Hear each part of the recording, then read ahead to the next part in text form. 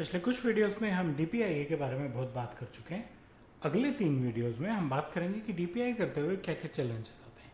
इस वीडियो में हम बेसिक्स की बात कर रहे हैं। बेसिक्स की बात कर रहे हैं मतलब ऑपरेशनल चैलेंजेस की बात कर रहे हैं। मेरे यूट्यूब चैनल पर आपका स्वागत है, जिस पे आप रोज डेटा प्राइवेसी पे नया कंटेंट देखते हैं। और आज हम बात कर रहे हैं कि डीपीआईए करते हुए या उसके रिजल्ट्स को इम्प्लीमेंट करते हुए ऑपरेशनल चैलेंजेस क्या आते हैं किसी ऑर्गेनाइजेशन।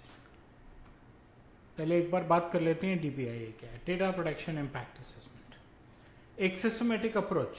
सॉफ्टवेयर ज़रूरी नहीं है, मैनुअली कर सकते हैं, एक्सेल शीट्स पे कर सकते हैं, स्प्रेडशीट्स पे कर सकते हैं। एक सिस्टमेटिक अप्रोच जिससे आप ये चेक कर रहे हैं कि आपके यहाँ जो जो डेटा प्रोसेस होता है वो कैसे प्रोसेस होता है और कहीं कोई गैप तो नहीं है, कहाँ कहाँ से ब्रीच होने का चांस है, कहाँ कहाँ से लीकेज होने का चांस है।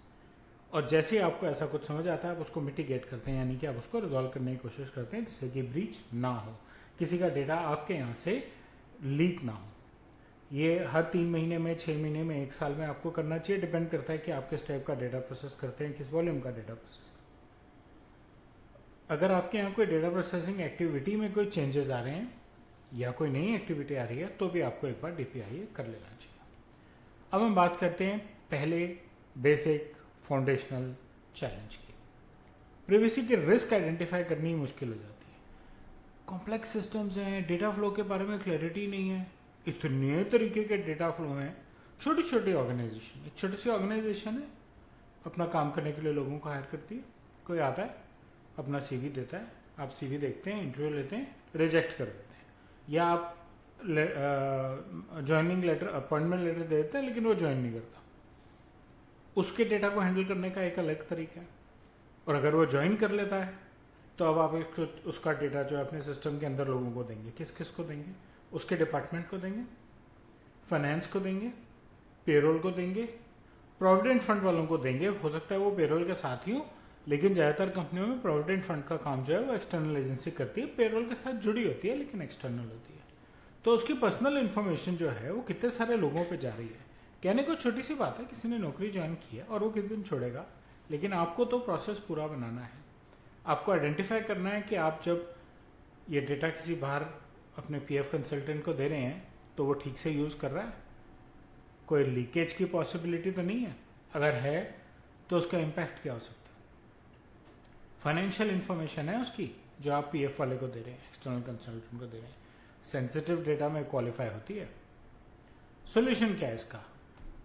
कंपनी के सारे रेलिवेंट स्टेक होल्डर्स हर प्रोसेस में इन्वॉल्व होने चाहिए। सबको पता होना चाहिए डेटा कैसे मूव हो रहा है, डेटा की मैपिंग ढंग से की होनी चाहिए, डेटा के फ्लो की प्रॉपर डॉक्यूमेंटेशन बनी होनी चाहिए। नेक्स्ट चैलेंज क्या है? Complexity of processing activities, large processing. मैं तो बड़े छोटे छोटे एग्जाम्पल्स दे रहा हूँ। खूब सारा डेटा है लार्ज स्केल पे और खूब प्रोसेसिंग हो रही है। मेरा तो एक बड़ा छोटा सा एग्जाम्पल है, उसमें भी 5-6 डिपार्टमेंट इन्वॉल्व हो रहे हैं। कैसे? मार्केटिंग वालों ने किसी को फ़ोन करना शुरू किया, सर हम ये प्रोडक्ट बेचते हैं, रोज़ करते हैं, बार बार करते हैं। वो मान जाता है कि उसे किसी से बात करनी है, वो उसका पर्सनल डेटा सेल्स वाले के पास जाता है। सेल्स वाला उस पर मेहनत करता है और ऑर्डर ले आता है। अब वो बिलिंग के पास जाता है, फिर वो लॉजिस्टिक्स पे जाता है क्योंकि डिलीवरी होनी है, फिर वो इम्प्लीमेंटेशन टीम पे जाता है क्योंकि इम्प्लीमेंट करना है, फिर वो सर्विस टीम पे जाता है क्योंकि सर्विस देनी है। हो सकता है एडमिन टीम कहे कि नया कस्टमर आया है, मैं उसे गिफ्ट भेजना चाहता हूँ। पॉसिबल है ना, आपकी कंपनी की पॉलिसी भी हो सकती है दिवाली पे हर कस्टमर को गिफ्ट भेजना है। एक छोटे से प्रोसेस में कितनी सारी चीज़ें हैं, सबका ध्यान रखना ज़रूरी है। और भी उदाहरण है जो थोड़े ज़्यादा बड़े उदाहरण है। एआई से आपका डेटा प्रोसेस हो रहा है, आप cross border data transfer use करते हैं, यानी कि आपकी सिटीजन्स का डेटा आपके देश से बाहर जाता है, बाहर के लोगों का डेटा आपके देश में आता है ना। सोल्यूशन क्या है? इसको छोटे छोटे टुकड़ों में तोड़ दीजिए। जैसे मैंने एग्जाम्पल दिया, आपको पता होना चाहिए कि मार्केटिंग वाले ध्यान से कैसे कर रहे हैं और वो कैसे ध्यान से सेल्स को इन्फॉर्मेशन दे रहे हैं, सेल्स वाले क्या प्रोसेस अडॉप्ट कर रहे हैं, बिलिंग वाले, फाइनेंस वाले, एडमिन वाले, लॉजिस्टिक्स वाले, सर्विस वाले, इन सब के अलग अलग प्रोसेस छोटे छोटे बनाइए और उनको इंटरकनेक्ट कीजिए, जिससे कि आप छोटी छोटी जगहों पर रिस्क आइडेंटिफाई करके मिटिगेट कर सकें। ज़्यादा बड़ा आसान नहीं होता करना, डर भी लगता है। लैक ऑफ एक्सपर्टीज़ नई चीज़ है भाई, अभी बहुत ज़्यादा एक्सपर्ट्स नहीं है इसमें। इन हाउस डेवलप करना खास करके छोटे बिजनेसेस के लिए जो ज़्यादा टेक सेवी भी नहीं है, बड़ा मुश्किल है। एक तो हर एक चीज़ आज की डेट में बात ही टेक्नोलॉजी से होती है। वो बात हो रहा है कि जो चीफ डिजिटल ऑफिसर है, sorry chief data protection officer है, डीपीओ, उसके लिए आईटी होना ज़रूरी नहीं है। आइडियली उसको होना ही लीगल चाहिए। बहुत सी कंपनीज अभी हैं जो CIOs और CISOs को ही डीपीओ बना रही हैं, लेकिन ऐसा नहीं होना चाहिए। तो कहने का मतलब ये है कि अगर आप इन हाउस नहीं डेवलप कर पा रहे हैं, आपकी कंपनी का साइज़ बहुत बड़ा नहीं है, कुछ भी है, तो आपको एक्टिविटीज़ आउटसोर्स कर देनी चाहिए। जैसे आप फाइनेंस की एक्टिविटीज़ आउटसोर्स कर देते हैं, बड़ी बड़ी कंपनीज सिर्फ आउटगोइंग पेमेंट्स को आउटसोर्स कर देती हैं। छोटी कंपनीज की book writing, GST, TDS, compliances सब आउटसोर्स्ड कंपनी देखती है, आके आपके स्टाफ से बात कर लेती है, उसको ट्रेन कर देती है, बिल बनाते हुए इसका ध्यान रखो, इसका ध्यान रखो, इसका ध्यान। सेम काम प्रिवेसी में भी आप एक्सटर्नल एजेंसी को दे सकते हैं। वो आए, आपके स्टाफ को ट्रेन करें, आपके यहाँ अवेयरनेस कैंपेन्स चलाएं, आपके यहाँ अवेयरनेस के पोस्टर्स लगाएं, और टाइम टू टाइम आपका DPIA करके आपको प्रोटेक्टेड रखें। स्टेक होल्डर्स की इन्वॉल्वमेंट, स्टेक होल्डर्स को ऐसा लग सकता है, खास करके अभी इनिशियल स्टेजेस में, कि क्या छोटी सी बात है।